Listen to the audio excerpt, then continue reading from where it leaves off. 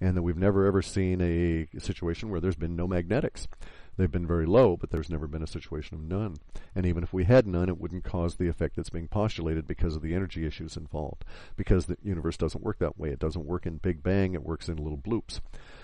Ergo, we have the following situation where we're going to get a lot of little bloops. The planet's going to grow. There's going to be some ruptures. The result of the growth will cause us some disturbances up here, but it won't shift me to the position from the Pacific Northwest down to the equator. It just doesn't work that way. Never has. We're interpreting evidence to that effect, and our interpretations are valid and our conclusions are valid based on that evidence, absent certain examination of the assumptions. And the assumptions are invalid. The assumptions that they make are that the magnetic stability of the planet is long-lasting, that it's not perpetual, but very long-lasting, and further that we're in a period of instability, which is rare. And I don't think that is true. And also the universe doesn't support that view. So in any event, the spread of the world government of world citizens meme, whether it's that organization or not, I mean, we can create another one. We could call it, Old Dogs Government for Old Dogs and start all over again. Doesn't matter. And see, that's the beauty of it too. World government of world citizens. If an organization arose that was pyramidal in structure and it pissed everybody off, well, everybody is certainly free, as the UN and all of the everybody states, we have the freedom to put our political allegiance where we want. We can just tell the world government of world citizens to piss off. We're going to form another one that's different, that's better, and so we have this revolutionary capability within it continuously. And I think that is great because it is the struggle that keeps the purity going. In any event, though, it's worth the experiment. And between now and the collapse of the global coastal event, which is not the end of the world, but it's the beginning of a significant series of changes that'll slap the sheeple upside the head and cause a major mental shift to occur across the planet.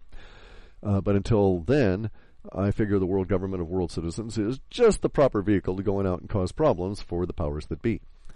And yes, there is that one last nagging bit of stuff. If I were to act in a capacity and join the, Sovereign Order of World Guards and going out and arrest some of the nasty bastard banksters, just what the hell would we do with them?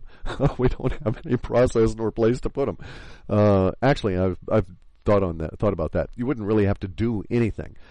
You would, it would be not necessary on this planet to incarcerate them. Would not be necessary to impede on their freedom in any way, shape, or form.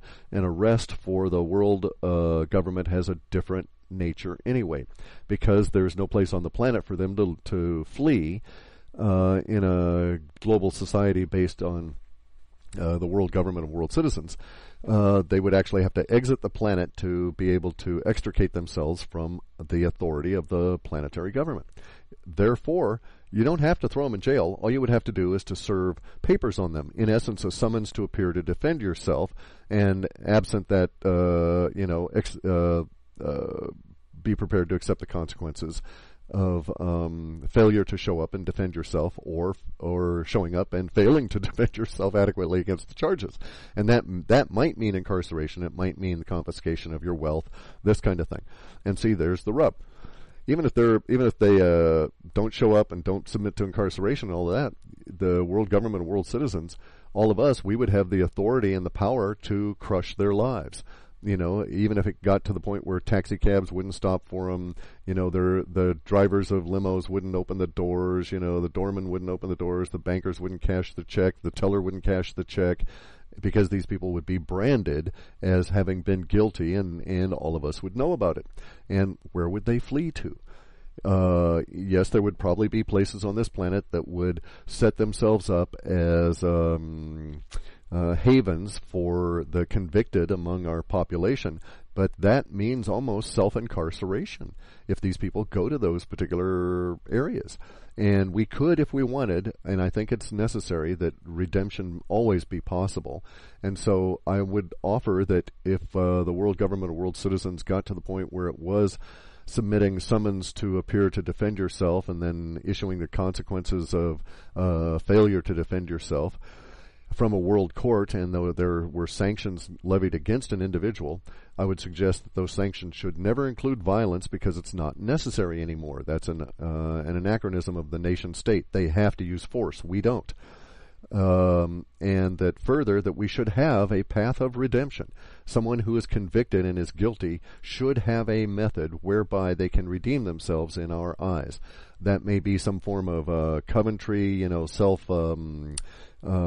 exile with the risk of death or something. I don't know. I don't know what the mechanism should be, but it needs to exist because all humans are redeemable. Even the worst among us. So we need that, and also, like I say, arrest is going to take a different form. And if you had so for instance, say that the world government of world citizens decided, based on a petition brought by Max Kaiser. I'm just using Max as an example. I don't think that he would even participate in this. But say that he brought forth a petition for the arrest of Jamie Diamon for crimes against humanity using the vehicle of money. And that the appropriate body within the world government decided, okay,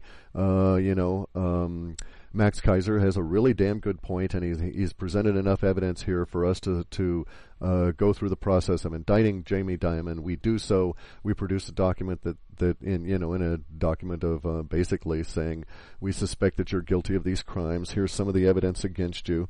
You have the rights to defend yourself, and we're presenting you with a summons. And if you fail to defend yourself, you'll have to be censured, because you will have been found guilty by us as having been a right royal bastard who's been out fucking people and killing and causing problems with money. And this is not to be tolerated. And then at that point, we would all have to decide what those sanctions would have to be and how they would be enforced and so on. But again, violence isn't necessary. There's no need for incarceration in a planetary government. The only incarceration or separation we would need would be for those people that are so violently mentally ill that we are unable to cure their mental states and make them, and assist them in becoming part of the planet. And also, again, anybody who refuses to be to participate in curing their mental illness has a perfect right to that. I enjoy my mental illness, and I would never, ever, ever allow myself to be subjected to the cult or religion of psychiatry to cure that. There's a virtue in being mentally ill, and we need those mentally ill around us. However, we also need, the vehicles that allow people to get out of the situations that we find ourselves in, because life is tough. And we need all of us, we need to redeem all of us. So, I'm just offering that out there, that just thinking about it, a sovereign order of world guards who would go out, they wouldn't have to do much, really. They're not going to have to be violent. They're not going to have to be cops or policemen. Policemen, by the way, are policy enforcers. Our guys are not even going to have to be law enforcers, because they're not enforcing the common law. They're merely acting as messengers of the will of the world government of world citizens. And in that case, any citizen would have the right to put forth arguments that any other citizen had trespassed or caused a crime, and that this should be addressed. It's going to be hugely chaotic, especially since lawyers wouldn't be allowed. This is a situation where common law prevails, and so no legalistic bullshit precedent, blah blah blah, is going to get you out, because it doesn't get argued that way. It's done in the present moment. Common law exists in the present moment. All the abstractions of the legal system and precedent and so on exist in some other moment, past or future. Ergo, wouldn't be allowed, and therefore the discovery process, all of this sort of thing, would be relatively quick once it was enjoined. Again, it would be difficult and chaotic, especially at first, as we felt our way forward with all of this. But, as they observe, all things are difficult in the beginning, and we got to start somewhere. So, hey, Max, if you want to put together a petition to arrest Jamie Diamon and present it to the world government of world citizens, and they accepted that petition, I would volunteer to present the summons to him, even though I don't travel. I would present that summons to him in a dignified and adult manner without force, and hopefully act as a good example on how such things could be conducted with the guilty among us. So thanks ever so much for listening. Once again, I've taken up way too much of your damn time. We can put it down to the fact that I'm just basically sitting around not doing much and trying to be as quiet as I can. while Kathy is in recovery mode here. So all you poor bastards are likely to get a lot more of this. Anyway, check it out, guys. World government of world citizens. Make it your own. Nobody else owns it. Bye.